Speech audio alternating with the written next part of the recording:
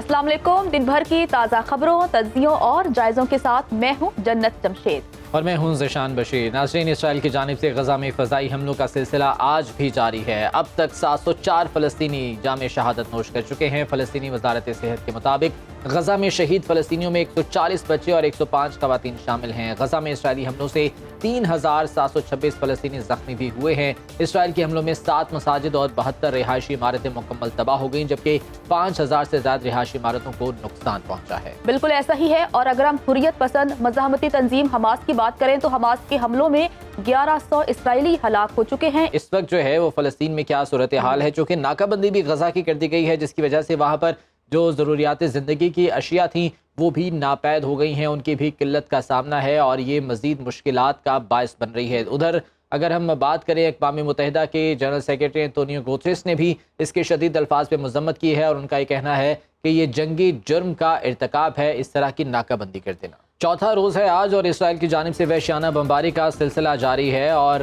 फ़ज़ाई रास्ते से ये तमाम तर हमले किए जा रहे हैं। यहाँ पर ना तो हस्पतालों को छोड़ा गया, ना ही यहाँ पर स्कूलों और दीगर जो इज्तिमात हैं उन पर भी पाबंदी आयद कर दी गई। इवन कि यहाँ पर नमाज जनाजा अदा करने की इजाज़त नहीं है। इसराइल की जानिब से कहा गया कि जहाँ पर भी कोई इज्तिमा हुआ तो उसको निशाना बनाया जाएगा और उस पर जुल्म ये कि अब जो नाकाबंदी की गई है उससे बच्चे, ख़वातीन, ये तमाम लोग हद तक मुतासिर हो रहे हैं कि वहाँ पर खाने पीने की अशिया की किल्लत हो चुकी है। इंटरनेट सर्विसेज वहाँ पर मुअत्तल हैं, किसी भी किस्म का जो है वो राबता वहाँ पर मुमकिन नहीं हो पा रहा है। लेकिन हमास की जानिब से मुसलसल हमलों का सिलसिला भी जारी है और अब तक 1100 से ज़ायद इसराइली हमास के इन हमलों में हलाक हो चुके हैं, उन्हें मार दिया गया है और मुतादिद ऐसे हैं जो कि ज़ख्मी हैं, वो भी हज़ारों की तादाद में हैं।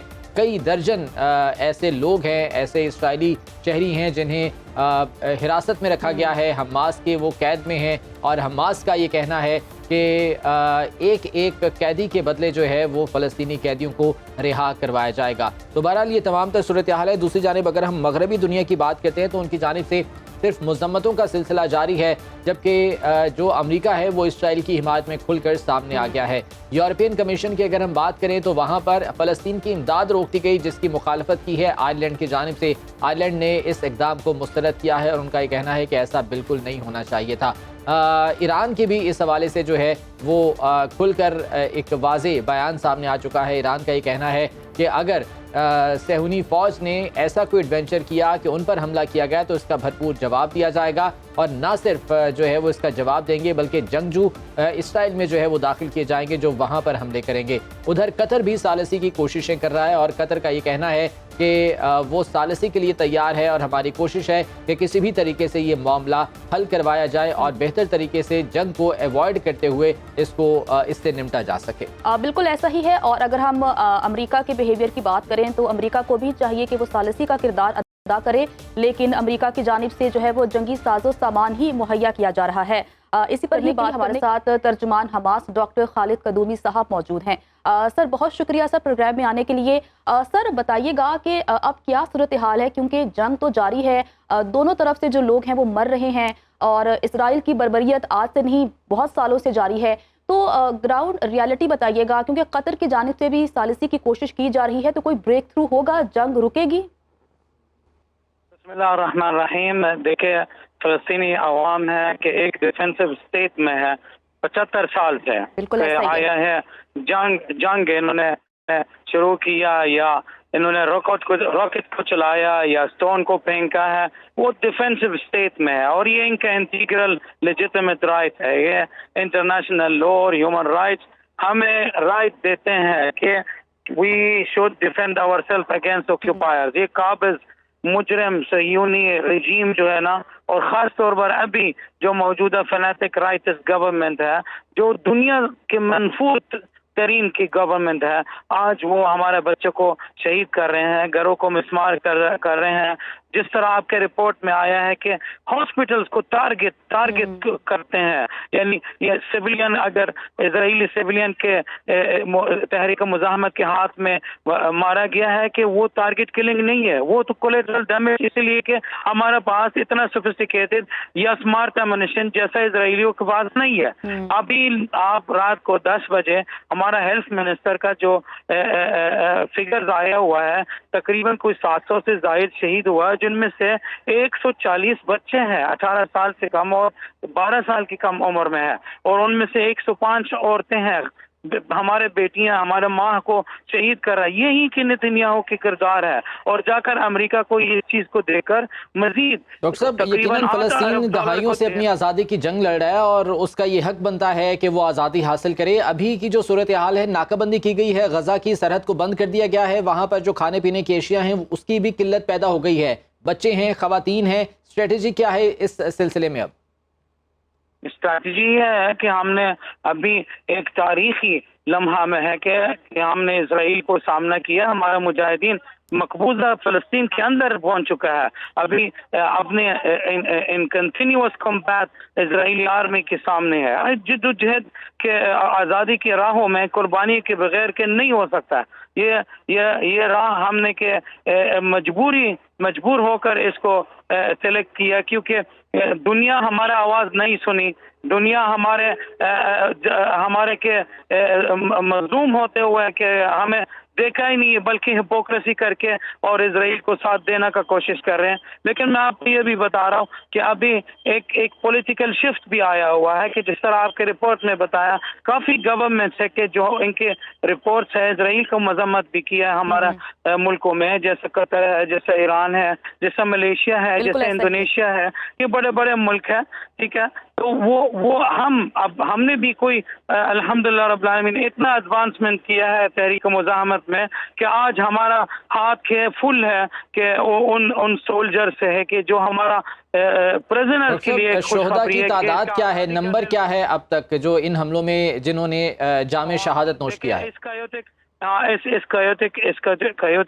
پوزیشن میں کہ کوئی صحیح فگر نہیں آ رہا ہے، لیکن آپ اگر شہادتوں کے بارے میں بات فرما رہے ہیں کہ کل ہمارا ہیلتھ منسٹری نے اراؤنڈ اباؤٹ 700 شہید غزے میں دے دیا ہے، تو اور تقریباً 2000 سے زائد زخمی ہوا، اور اسرائیل کے طرف ہے کہ ہمارا تقریباً 750 سے زائد لاپتہ ہے، اور اس میں سے 600 اسرائیلی آرمی آفیسر کو ہلاکت کر دیا ہے، اور 2600 سے زائد اسرائیلی سیٹلرز اور سولجرز کو زخمی کیا۔ اچھا سر، امریکہ کے رویے کے حوالے سے آپ کیا کہیں گے؟ ایک جانب قطر جو ہے وہ ثالثی کی کوشش کر رہے ہیں، روس نے بھی مذمت کی ہے، چین کا بھی یہی کہنا ہے کہ جنگ بندی ہونی چاہیے، لیکن امریکہ نے کھل کر اسرائیل کی سپورٹ کی ہے اور جنگی ساز و سامان بھی مہیا کیا جا رہا ہے امریکہ کی جانب سے، تو ان کے رویے کے حوالے سے آپ کیا کہیں گے؟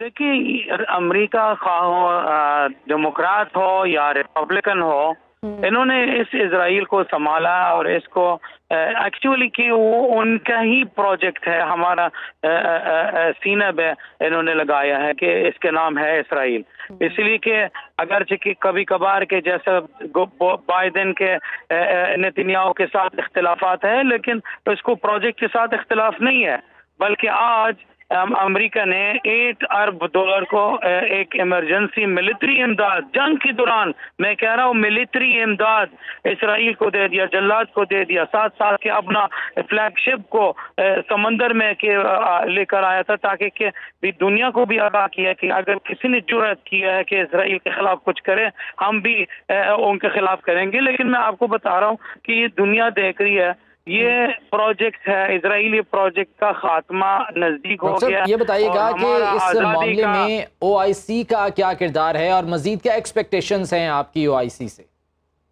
دیکھیں، یورپین یونین کا اجلاس شاید آج ہی ہوگا میرا خیال ہے، اور ابھی تک نہ عرب لیگ کا اجلاس ہوا نہ او آئی سی کا اجلاس ہوا، میرا خیال کل عرب لیگ کا اجلاس ہونے والے ہیں۔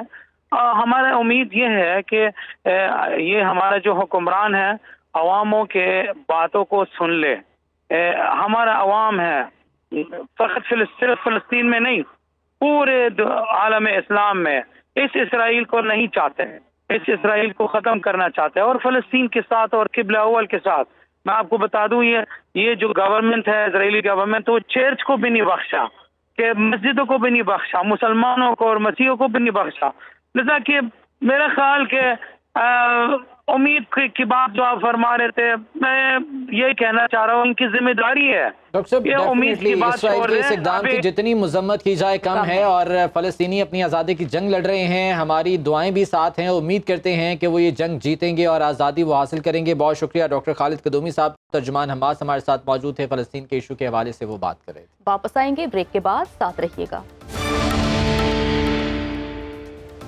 ब्रेक के बाद आपको वेलकम कहते हैं। नाजरीन, वर्ल्ड कप जारी है और आज पाकिस्तान और श्रीलंका मध्य मुकाबिल हैं और श्रीलंका ने टॉस जीतकर पहले बैटिंग का फैसला किया और अभी की सूरत हाल यह है कि श्रीलंका की 4 विकेटें गिर चुकी हैं और श्रीलंका ने 264 रन ही बना लिए हैं। जहां पाकिस्तानी टीम के साथ उम्मीदें वाबस्ता हैं और हर एक का ये कहना है कि वो पाकिस्तानी टीम को सपोर्ट कर रहा है, और ना सिर्फ पाकिस्तान में बल्कि दुनिया भर में क्रिकेट का ये बुखार सर चढ़कर बोल रहा है। बरतानवी शहर मैनचेस्टर में मुकीम पाकिस्तानी भी कौमी क्रिकेट टीम को भरपूर सपोर्ट कर रहे हैं। पाकिस्तानी नजात बरतानवी खातून पावर लिफ्टर आलिया रशीद भी ग्रीन शर्ट्स की कामयाबी के लिए पुरुम्मीद हैं। तो उनका क्या कहना है, जानते हैं अपने नुमाइंदे कासिम अली चौधरी से। कासिम, बताइएगा। पाकिस्तान और श्रीलंका का वर्ल्ड कप मैच जारी है। मेरे साथ पाकिस्तानी नयाद heavyweight powerlifter Aliya Rashid मेरे साथ मौजूद हैं। To be highly motivated, जो मोटिवेशन डाउन है। मैं भी बॉडी बिल्डर हूँ, मैं खुद आप पाकिस्तान में जाके हम ट्रेनिंग आपको कराऊंगी। ये बताइएगा कि आपका फेवरेट बॉलर कौन है? पाकिस्तान की बॉलिंग जारी है, हुज योर फेवरेट बॉलर? हाँ जी, हारिस रऊफ, आप बहुत ही स्पीड है आपकी हारिस रऊफ साहब।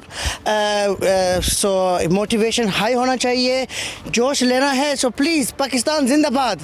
जी, जिस तरह आपने बातें सुनी, heavy weight champion Alia Rashid का भी यही कहना है कि ये पुरअज़म है कि पाकिस्तान ही जीतेगा। जी कासिम अली चौधरी, आपका बहुत शुक्रिया। और जिस तरह से वेट लिफ्टर का कहना था कि मोटिवेशन हाई होना चाहिए, तो बिल्कुल ऐसा ही होना चाहिए। और अभी क्योंकि श्रीलंका की बैटिंग जारी है, लेकिन श्रीलंका 264 रन्स बना चुका है और अभी भी ये उम्मीद जाहिर की जा रही है कि कहीं श्रीलंका 300 से क्रॉस ना कर जाए। तो हमारे साथ साबिक क्रिकेटर आकिब जावेद साहब मौजूद हैं, उनसे बात करते हैं और जानते हैं कि इस मैच में क्या होने जा रहा है। आकिब साहब, बहुत शुक्रिया वक्त देने के लिए। सर, बताइएगा कि सबसे पहले तो पाकिस्तान टॉस हार गया, श्रीलंका ने टॉस जीतकर पहले बैटिंग का फैसला किया, तो क्या श्रीलंका को पहले बैटिंग करने का फायदा हुआ? जी बिल्कुल, क्योंकि बैटिंग पिचेस है और एवरेज अगर आप स्कोर देखें तो 300 प्लस तो तमाम टीमें बना रही हैं। अब ये आपने अगर इस टूर्नामेंट के अंदर आपने अगर आगे जाना है तो आपने 350 अपने ज़हन में रखें कि ये आपने चेज करना है। और अभी भी मुझे लग रहा है कि जिस तरह से अभी 10 ओवर है तो 350 रन बन सकते हैं। T20 क्रिकेट के बाद अब ये तो ऑब्वियसली होना ही था। जिस तरह से टेस्ट क्रिकेट तेज हुई है, इस तरह 50 ओवर हमारे ज़माने में तो जिस दिन 250 हो जाता था हम तो समझते थे कि ये कभी होगा ही नहीं तेज। तो अब ये गेम बढ़ चुकी है, अब लोग स्ट्राइक रेट की बात करते हैं। पाकिस्तान के लिए ये मुश्किल हो जाएगा अगर ये 340-350 के करीब रन जाते हैं, क्योंकि आज फखर जमान भी नहीं खेल रहे, अब्दुल्ला शफीक आए हैं उनकी जगह। तो ये आपकी टेस्ट टीम मुझे लग रही है। इफ्तिखार को अगर निकाल दें तो जो बाकी आपके जितने बैट्समैन हैं, इमाम हो गया, अब्दुल्ला शफीक हो गया, बाबर हो गया, रिजवान हो गया, साउथ शकील हो गया, तो ये सारे तो टेस्ट के प्लेयर्स हैं। उस तरह का फ्लेयर वाला एक इम्पैक्ट प्लेयर जो कि 350 जैसे टोटल में हाई स्ट्राइक रेट से खेले और ईज आउट कर दे बैटिंग मिडल ऑर्डर के लिए। सही। तो ये मेरे हिसाब से तो ये आपकी ये जो टीम है इसमें इतना पोटेंशियल नहीं है कि रिपीटेडली ये 350 रन या 340 रन करे। आपको फ्लेयर वाला बैट्समैन एक या दो जरूर चाहिए थे। फखर को ड्रॉप करके मेरे हिसाब से तो बहुत बड़ी गलती की है। नाज़रीन, प्रोग्राम दिन भर से आज के लिए इतना ही। खुदा हाफिज।